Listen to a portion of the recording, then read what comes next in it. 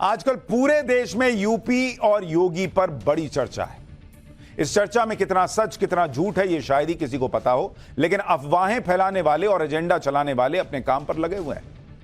इसी में से कुछ लोग सीएम योगी के खिलाफ एजेंडा चला रहे हैं कि योगी को तो हटा दिया जाएगा, योगी की कुर्सी कुछ ही दिन की है।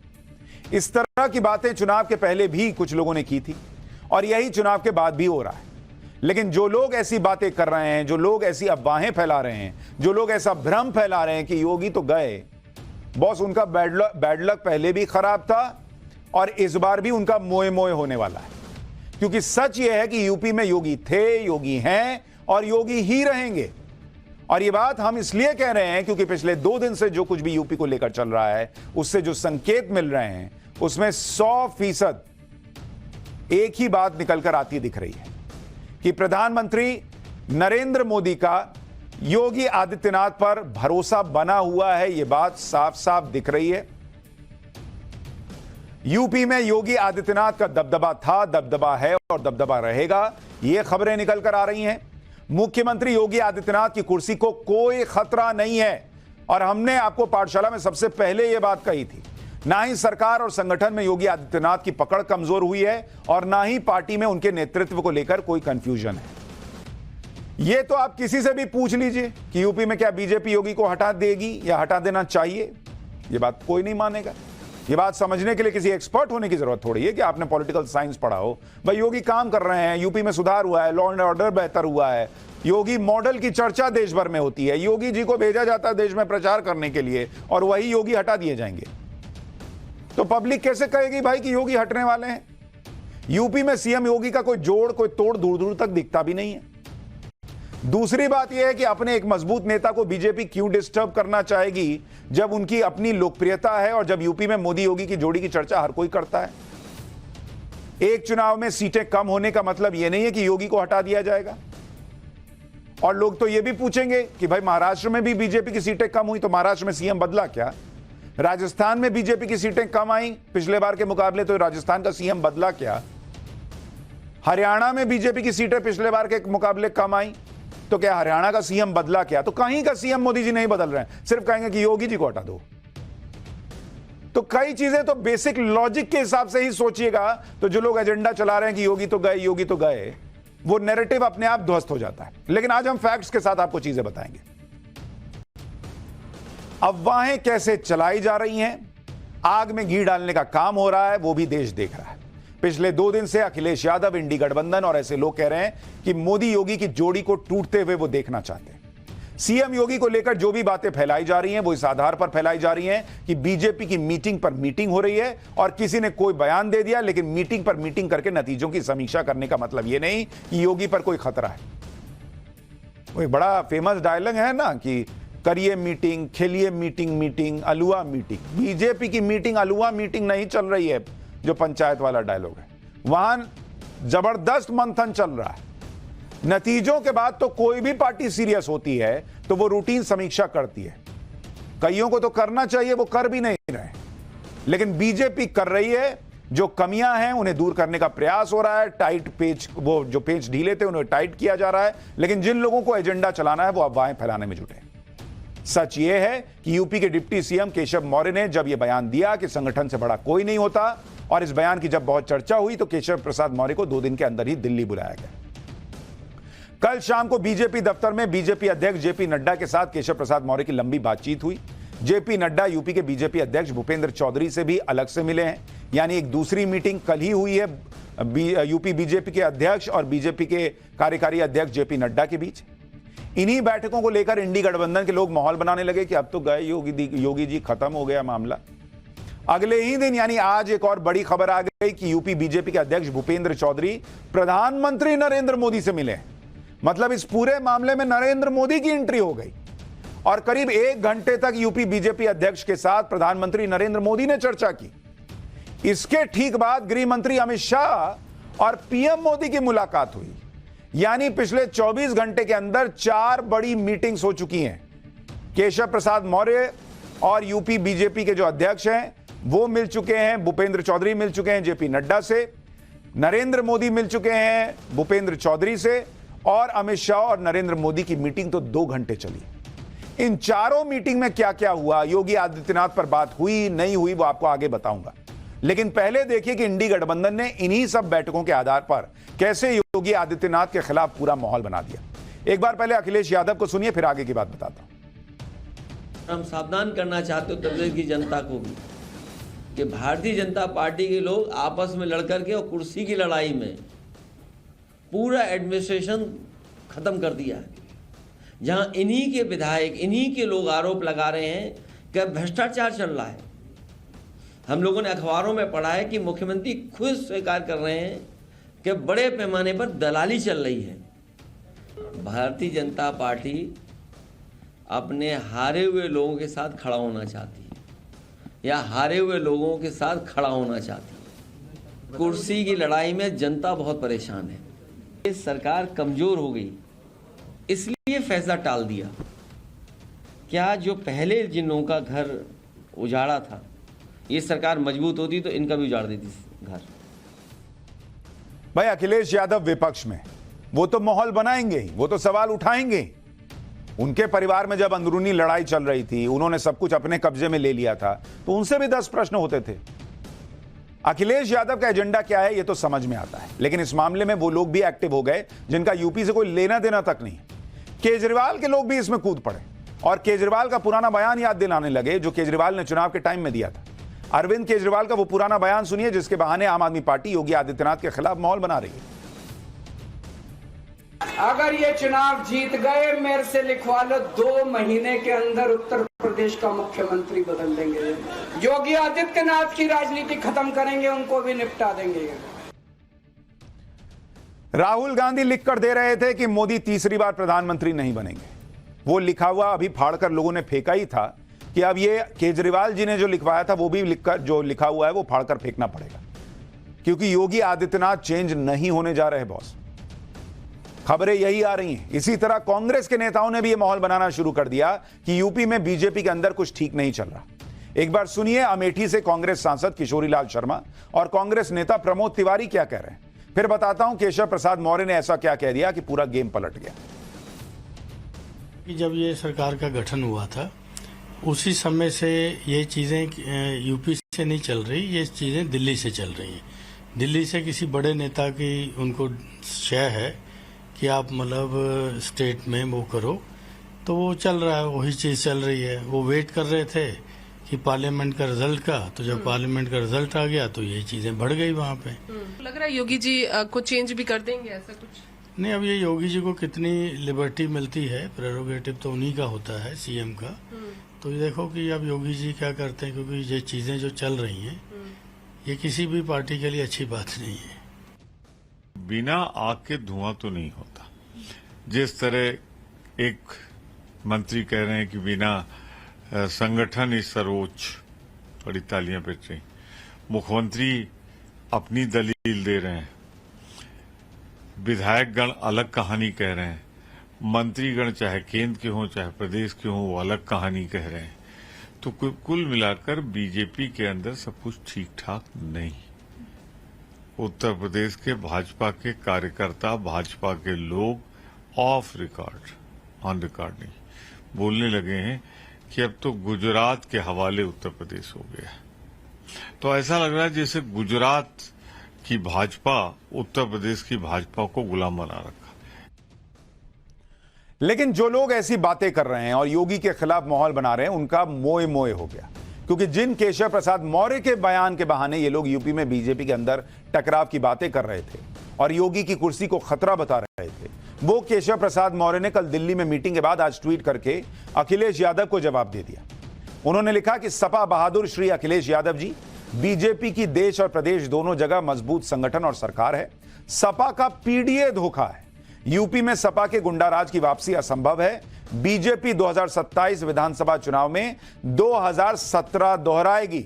हैशटैग फिर एक बार डबल इंजन सरकार। यानी जिन केशव प्रसाद मौर्य के कंधे पर बंदूक रखकर इंडी गठबंधन योगी आदित्यनाथ को निशाना बना रहा था, वो केशव प्रसाद मौर्य तो खुद कह रहे हैं कि भाई यूपी में बीजेपी की सरकार है और रहेगी और संगठन और सरकार दोनों मजबूत हैं। फिर उनके बगावत की बात तो अपने आप ही खत्म हो जाती है और दूसरी बात हमने आपको कल सूत्रों के हवाले से बताई थी कि दिल्ली आए केशव प्रसाद मौर्य को आलाकमान ने यही मैसेज दिया है कि मतभेद को भूलिए, एक साथ काम करिए। तो जब बीजेपी का शीर्ष नेतृत्व का ही पहला फोकस यूपी में उपचुनाव है, शीर्ष नेतृत्व नहीं चाहता कि किसी तरह का कोई टकराव हो, तो फिर यूपी में बड़ा खेला होने का सवाल ही नहीं उठता।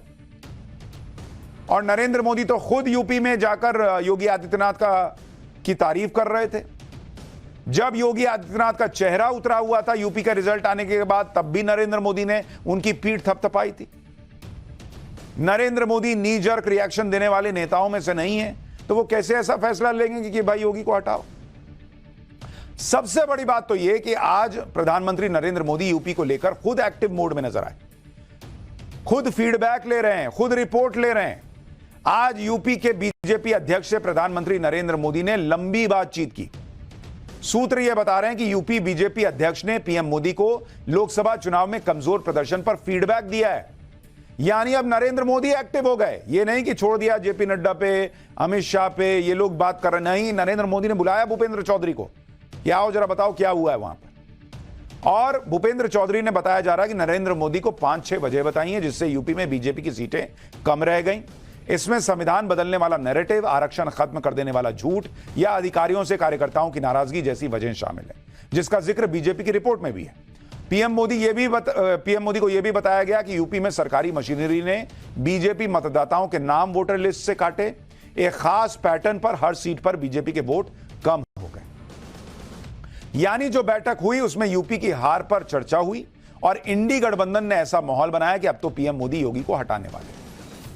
हालांकि कुछ लोग तो यह भी कह रहे हैं कि पीएम मोदी ने जिस तरह से यूपी बीजेपी अध्यक्ष से बात की, इससे क्लियर मैसेज चला गया यूपी के अंदर कि भाई नरेंद्र मोदी खुद देख रहे हैं कि यूपी में कौन क्या कर रहा है। जैसे आपको यह फोटो दिख रही है साइड में, नरेंद्र मोदी ने एक बार योगी आदित्यनाथ के कंधे पे हाथ रख के जब मैसेजिंग की थी, तो उसी के बाद मैसेज चला गया था कि योगी आदित्यनाथ के कंधे पे पीएम मोदी का हाथ है। तो जो लोग इधर उधर से कुछ सोच रहे हैं कि कुछ हो सकता है, कोई चांस नहीं है। और आज ये मीटिंग भी एक मैसेज है कि यूपी में क्या चल रहा है, कौन क्या कर रहा है, वो नरेंद्र मोदी खुद देख रहे हैं। अच्छा, ये बात तो हर कोई समझता है कि जब तक योगी आदित्यनाथ के कंधे पर पीएम मोदी का हाथ है, तब तक योगी आदित्यनाथ को कोई नहीं हटा सकता। और पीएम मोदी खुद बार बार बता चुके हैं कि योगी के कंधे पर उनका हाथ बना हुआ है। यूपी में 2022 के विधानसभा चुनाव से पहले भी पीएम मोदी और योगी आदित्यनाथ की एक तस्वीर जो वायरल हुई थी, उसी के बारे में आपको बता रहा था। इस तस्वीर से चुनाव से पहले सबको मैसेज गया था कि पूरा समर्थन नरेंद्र मोदी का है योगी आदित्यनाथ को। लोकसभा चुनाव के नतीजों के बाद भी योगी आदित्यनाथ पर कई सवाल जब उठ रहे थे, लेकिन नतीजों के ठीक बाद जब दिल्ली में एनडीए की बैठक हुई थी, उस बैठक में सारे नेता पीएम मोदी को फूल देकर स्वागत कर रहे थे। योगी आदित्यनाथ ने भी पीएम मोदी को फूल देकर स्वागत किया, लेकिन इकलौते नेता जिनकी पीठ थपथपाई थी नरेंद्र मोदी ने, वो योगी आदित्यनाथ थे। किसी और की पीठ नहीं थपथपाई। तो इधर पीठ थपथपा रहे हैं, उधर कुर्सी निकाल देंगे पीछे से, ऐसा होता है। इसके बाद 18 जून को जब पीएम मोदी वाराणसी गए थे, तो भी नरेंद्र मोदी और योगी आदित्यनाथ की जो केमिस्ट्री दिखी थी, उससे क्लियर हो गया था कि योगी आदित्यनाथ की कुर्सी को कोई खतरा नहीं। हमने आपको पहले भी बताया था कि पीएम मोदी नी जर्क रिएक्शन नहीं देते, ना ही हड़बड़ी में कोई फैसला लेते हैं। और इसे आप इस बात से भी समझ सकते हैं कि यूपी में बीजेपी के खराब प्रदर्शन के बावजूद अभी तक यूपी बीजेपी अध्यक्ष को भी नहीं हटाया गया है, जबकि नतीजे आने के बाद ही ऐसी खबरें आई थी कि भूपेंद्र चौधरी ने अपने इस्तीफे की पेशकश की थी। अगर बीजेपी के शीर्ष नेतृत्व को हड़बड़ी में ही कोई फैसला लेना होता, तो सबसे पहला एक्शन प्रदेश अध्यक्ष पर न होता। सूत्रों के हवाले से यह जानकारी मिल रही है कि नवंबर तक भूपेंद्र चौधरी अपने पद पर बने रहेंगे, उसके बाद आगे कोई फैसला नए प्रदेश अध्यक्ष पर लिया जा सकता है।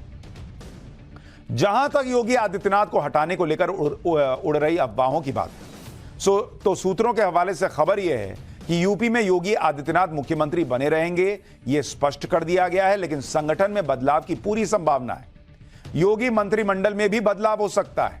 पार्टी आलाकमान यूपी के और भी नेताओं से फीडबैक लेगा, उसके बाद यूपी के संगठन और सरकार में बदलाव का फैसला हो सकता है। यानी जो लोग ये सोच रहे थे योगी की कुर्सी जाएगी, कई और की कुर्सी जा सकती है। जिन लोगों के मन में योगी आदित्यनाथ को लेकर कोई डाउट है, वो ये भी समझ लें कि आज ही योगी आदित्यनाथ ने यूपी में उपचुनाव की तैयारियों को लेकर बड़ी बैठक की है। योगी आदित्यनाथ ने 10 सीटों पर तैयारी के लिए अपनी टीम 30 बनाई है। हर सीट पर 3-3 मंत्री लगा दिया है। आज इस टीम ने मुख्यमंत्री आवास पर योगी आदित्यनाथ से मुलाकात की।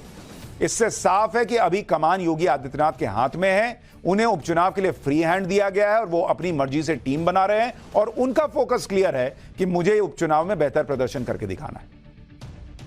आज सीएम योगी आदित्यनाथ ने टीम 30 से मुलाकात की और मौजूदा स्थिति पर चर्चा की। 10 सीटों के उपचुनाव की तैयारियों के लिए जरूरी सुझाव मंत्रियों से लिए गए। बैठक में सीएम योगी की तरफ से मंत्रियों को साफ संदेश दिया गया कि आजमगढ़ और रामपुर उपचुनावों की तरह उपचुनाव की सभी 10 सीटें जीतनी है।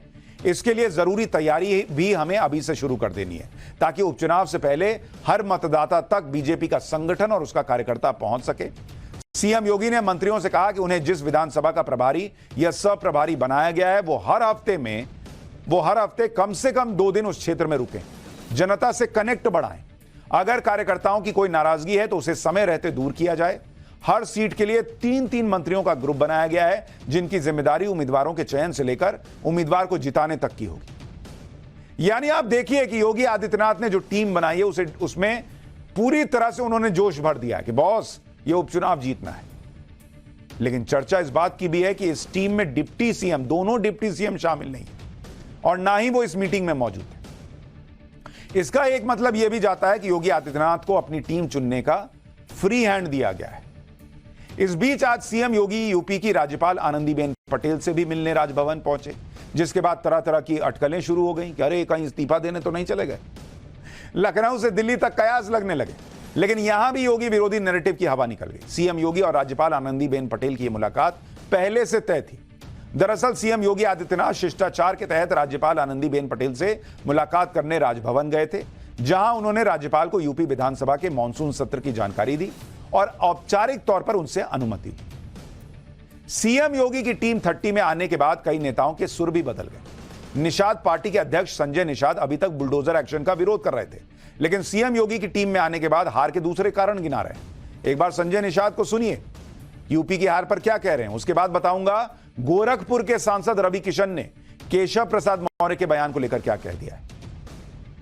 आपने सवाल उठाए बुलडोजर एक्शन को लेकर और मुख्यमंत्री ने माना भी और वो कामयाबी आपको मिली कि वहां ध्वस्तीकरण रोक दिया गया। मैं मुख्यमंत्री जी को धन्यवाद दूंगा, हाँ निश्चित रूप से। और हर एक हमारे मुख्यमंत्री जी, सरकार हमारी हर कमजोर गरीबों और जो भी हैं उनके साथ खड़ी है। आपको लगता है कि ये चीज पहले हो जाती तो शायद लोकसभा चुनाव में भी फायदा मिलता? नहीं, कई कारण हैं, छोटे मोटे कारण हैं, ये तो बहुत और कारण है चुनाव हारने के। झूठ, उसमें से ये भी एक कारण है? नहीं, झूठ और भ्रम फैलाकर वोट लेना सबसे बड़ा कारण है। लोगों को डरवाना आरक्षण के संविधान के नाम पर सबसे बड़ा कारण रहा। डिप्टी सीएम केशव प्रसाद मौर्य के एक बयान को लेकर इंडी गठबंधन खूब माहौल बना रहा है। उन्होंने कहा था कि संगठन सरकार से बड़ा होता है। अब इस बयान पर गोरखपुर के सांसद रवि किशन, जिनका आज जन्मदिन भी है, जब उनसे सवाल किया गया तो उन्होंने कहा कि संगठन तो सबसे बड़ा होता ही है। एक बार सांसद रवि किशन को भी सुनिए, फिर बताता हूं बीजेपी आलाकमान अब कौन सा बड़ा फैसला लेने वाला है। देखिए, संगठन तो संगठन पूरे विश्व में सब लोगों को पता है, ये सबसे बड़ा संगठन है। 19 करोड़ के कार्यकर्ता हैं। उन्होंने बात सही कही, 19 करोड़ के कार्यकर्ता और संगठन को ही लेके, संगठन से ही सरकार बनती है, तो इसको हम लोग प्रणाम करते हैं। हम लोग तो पूरे संगठन की हमारी यही प्रधानमंत्री मोदी जी कहते हैं, यही पूज्य महाराज जी ने भी अपने भाषण में कहा, ये राष्ट्रीय अध्यक्ष जी अमित शाह जी भी यही कहते हैं। तो संगठन को तो हम लोग संगठन की वजह से ही खड़े हैं। भाई, बूथ पर संगठन लड़ता है, चुनाव संगठन लड़ता है, कार्यकर्ता लड़ता है। मैं अकेले तो पूरे लोकसभा में नहीं गया ना, संगठन मेरा दौड़ा, ये मेरा पूरा संगठन जो खड़ा है, जान झोंक दी है, तब हम लोग इतना इस झूठ की आंधी में ऐतिहासिक जीत निकाल के लाए। इन सारी बातों के बीच यह समझना जरूरी है कि बीजेपी चुनाव नतीजों की समीक्षा कर रही है और इस समीक्षा में अगर कोई बात उठ रही है तो फिर इसे टकराव नहीं मानना चाहिए। भाई, कोई प्रॉब्लम है, घर में ही 4 लोग बैठ के बात करेंगे तो थोड़ी बाती हो ही जाती है, लेकिन सबसे बड़ी बात कर तो रहे हैं। 99 वाले तो नाच ही रहे हैं कि जीत गए। मोदी योगी के विरोधियों को तो मौका मिला है और वो इसमें अपनी कहानियां बना रहे हैं। सच ये है कि बीजेपी आगे की तैयारियों में जुट गई है और पीएम मोदी खुद इसमें सक्रिय हैं। सूत्रों के हवाले से खबर है कि जुलाई के अंत में बीजेपी की एक बड़ी बैठक होने वाली है, जिसमें पार्टी के भविष्य को लेकर कोई फैसला हो सकता है। बैठक में पीएम मोदी के अलावा गृह मंत्री अमित शाह और राजनाथ सिंह, निर्मला सीतारमण और जेपी नड्डा मौजूद रहेंगे। इसके अलावा बैठक में बीजेपी शासित राज्यों के मुख्यमंत्री और उप मुख्यमंत्री भी शामिल रहेंगे। सूत्रों के मुताबिक इस बैठक में मुख्य मुद्दा लोकसभा चुनाव के नतीजों को लेकर होगा, जबकि सरकार की योजनाओं का फीडबैक लेने के साथ सरकार और बीजेपी प्रदेश संगठनों के तालमेल पर भी चर्चा संभव है। इससे पहले कल पीएम मोदी दिल्ली में बीजेपी मुख्यालय में पार्टी कार्यकर्ताओं से मुलाकात करने जा रहे हैं और चुनाव प्रक्रिया में लगे कार्यकर्ताओं से बात भी करेंगे। यानी नरेंद्र मोदी भी फुल एक्टिव मोड में दिख रहे हैं, एक एक कार्यकर्ता तक से बात करने के लिए जा रहे हैं। यह है बीजेपी का अपने परफॉर्मेंस को 240 लाए हैं, सबका मिला के 235, इनका अकेले 240, लेकिन फिर भी पूरा प्रयास हो रहा है कि कैसे इसको 300 के पार ले जाना था, इधर रह गया।